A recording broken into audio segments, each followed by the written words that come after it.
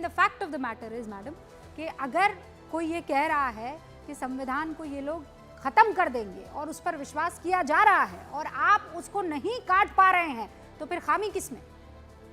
तो मैं तो ये डंके की चोट पर कह रही हूँ कि भारतीय जनता पार्टी का कम्युनिकेशन बहुत कमजोर रहा है।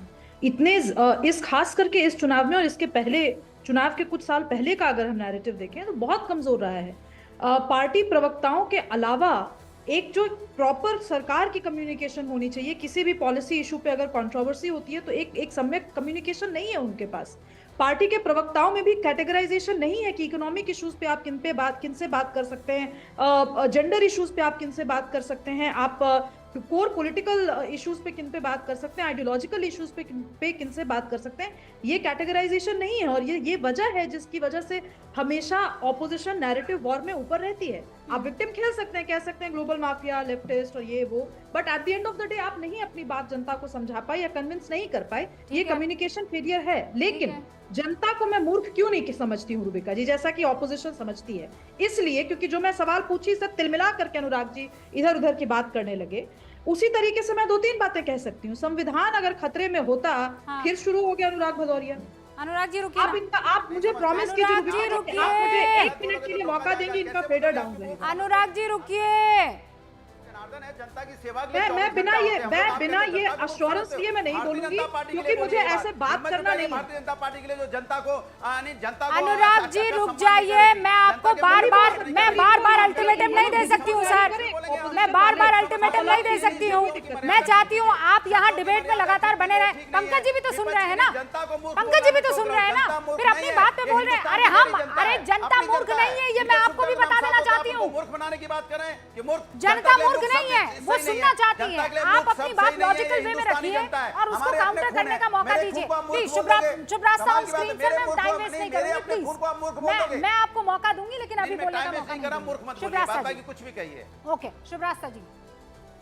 नहीं, जनता मूर्ख नहीं है, क्योंकि इसी संविधान, जिस संविधान की आप दुहाई देते थे, उसी संविधान ने भारतीय जनता पार्टी को आप ही की भाषा में कहूं तो 240 में समेटा। लेकिन फिर भी चूंकि देश में संविधान है, आपकी सरकार नहीं बनी है, तो ये जो बॉडी लैंग्वेज आप सड़कों पर और संसद में जो गुंडई वाला कर रहे हैं कि सरकार हमने बना ली, सरकार आपने नहीं बनाई है। जनता ने चेतावनी दी है सत्ता पक्ष को कि you get your house in order, लेकिन विपक्ष को सरकार बनाने का मौका नहीं दिया। ये छोटी सी बात स्थूल बुद्धि वालों के मन में क्यों नहीं घुस रही?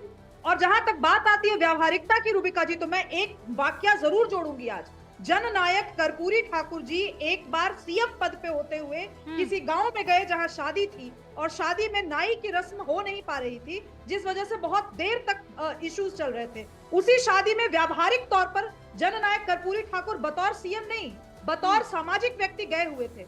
उन्होंने कहा कि आप रोकिए, क्या प्रॉब्लम है, उनको बताया गया कि ये इशू है, उन्होंने मंगवाया उस्तरा, वहां पे जो काम करना था वो किया और शादी आगे बढ़ी। व्यावहारिकता इसको कहते हैं। व्यावहारिकता इसको नहीं कहते कि आप जिस कॉर्पोरेट को पानी पी पी कर कोस रहे हैं, उन्हीं के यहाँ जाकर के आप लेट गए, इसको लेट नहीं कहेंगे।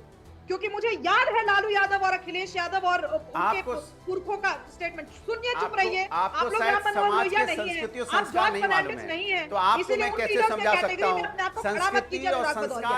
आपके पूरे इंडी गठबंधन में किसी एक नेता की औकात, मैं औकात शब्द कह रही हूँ, जॉर्ज फर्नांडिस की नहीं है। इसीलिए आप लोग समाजवाद के नाम पे इस जनता को मूर्ख बनाना बंद कीजिए।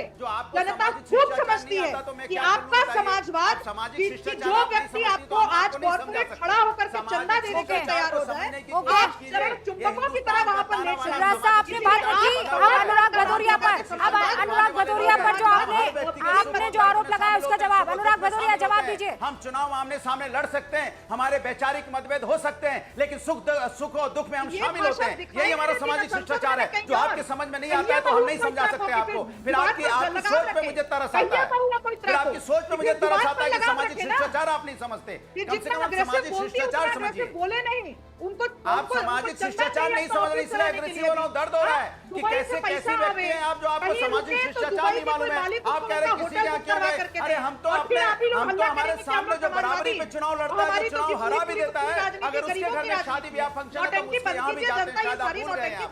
आपको नहीं समझ में आएगी ये बात कि हिंदुस्तान की संस्कृति क्या है। लेकिन देश की जनता इसको समझेगी कैसे? आप ये कह रहे हैं कि हम जी भर भर कर पानी पी पी कर पंकज जी गाली तो दे सकते हैं, लेकिन उसके बाद हम उनसे देखिए, सुनिए, बार बार ये कहा जाता है कि मतभेद हो सकते हैं, मनभेद नहीं होने चाहिए। यहाँ तक तो मुझे भी समझ में आता है, लेकिन हो ये कि अनुराग जी मैं आपको दे गाली पर गाली दूं, दे आप पर आरोप लगाऊं पंकज जी, हाँ आपको सबसे खतरनाक आदमी घोषित कर दूं, आपको सबसे करप्ट आदमी घोषित कर दूं, और फिर आपके घर में माशाल्लाह कुछ बढ़िया सा फंक्शन हो और चमचमाती साड़ी पहनकर आपके घर पहुंच जाऊं, ये कहां तक सही है बताइए? विपक्ष के जो लोग इस विवाह में गए अगर ना जाते तो बेहतर होता, क्योंकि इस विवाह को लेकर जिस तरह की बातें पूरे देश में चल रही हैं और जिस तरह से ये विवाह हुआ, अभी हम निजी मामला है, इस पर कोई टिप्पणी नहीं करनी चाहिए, लेकिन सिद्धांततः मैं ये कहना चाहता हूँ कि अगर विपक्ष के नेता इस विवाह को में जाने से अपने को बचा लेते तो बेहतर होता। लेकिन इससे ज़्यादा बड़ी बात यह है कि भारतीय जनता पार्टी में इस बीच जो चल रहा है उसको आप इससे ढांक नहीं सकते। आप बताइए, जो जौनपुर के बदलापुर के विधायक हैं रमेश चंद्र मिश्रा, उन्होंने क्या कहा? उन्होंने कहा कि भारतीय जनता पार्टी की उत्तर प्रदेश में बहुत खराब है और वो 2027 का चुनाव नहीं जीतेगी। बीजेपी के एमएलए ने कहा।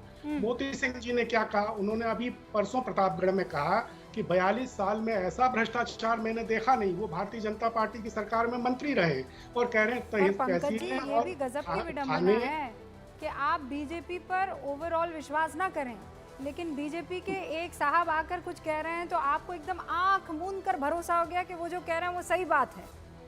ये अनुप्रिया पटेल, हाँ प्रिया पटेल केंद्र में मंत्री हैं, मोदी सरकार में अभी, वो कह रही हैं कि योगी जी की सरकार आरक्षित वर्ग की नौकरियों में दलितों, आदिवासियों और पिछड़े वर्ग के प्रतियोगियों को जानबूझकर अयोग्य करार दे रही है। शलभ जी, योगी जी कह रहे हैं हम अति आत्मविश्वास की वजह से हारे। ओके पंकज जी आप जिस तरफ इशारा कर रहे हैं, शलभ जी जवाब दीजिए ना। आपके नेता ही कह रहे हैं कि हालात बड़े खराब हैं। नहीं, नेताओं ने जो कहा उसके बाद लगता है पंकज शर्मा जी ने उनकी पूरी बात सुनी नहीं, इनको अपना सेलेक्टिव अप्रोच चाहिए था, उसको इन्होंने देख लिया। बाबा साहब भीमराव अंबेडकर का सबसे ज्यादा अपमान अगर किसी ने किया तो पूरा दुनिया जानती है कांग्रेस पार्टी ने किया। उनको चुनाव हराने से लेके उनको भारत रत्न नहीं लेने दिया, उनको सेंट्रल हॉल में नहीं जाने दिया। अब देखिए कितना बेचैन हो रहा है। आज इनको विश्लेषण के तौर पर बैठाया है, ये तो प्रवक्ताओं को फेल किए बैठे हैं। ये कांग्रेस की बुराई पे इतना ज्यादा तिलमिलाते क्यों भाई पंकज जी?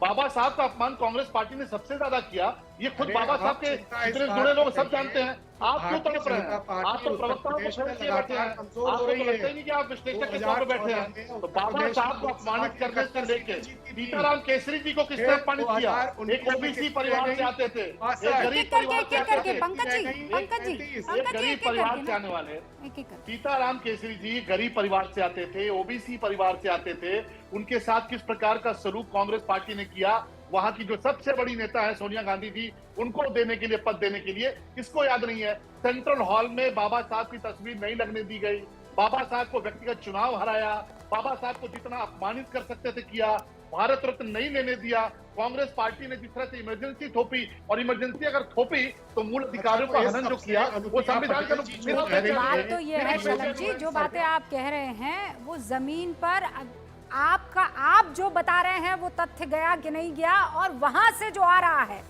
वो अफवाह हो कि तथ्य हो, वो सबके मन में है। तो ये जो मशीनरी है ये आपकी दुरुस्त करनी होगी अगर 10 सीटों पर उपचुनाव में जीत हासिल करनी है, वरना आप देख रहे हैं पहले का नतीजा और अभी भी।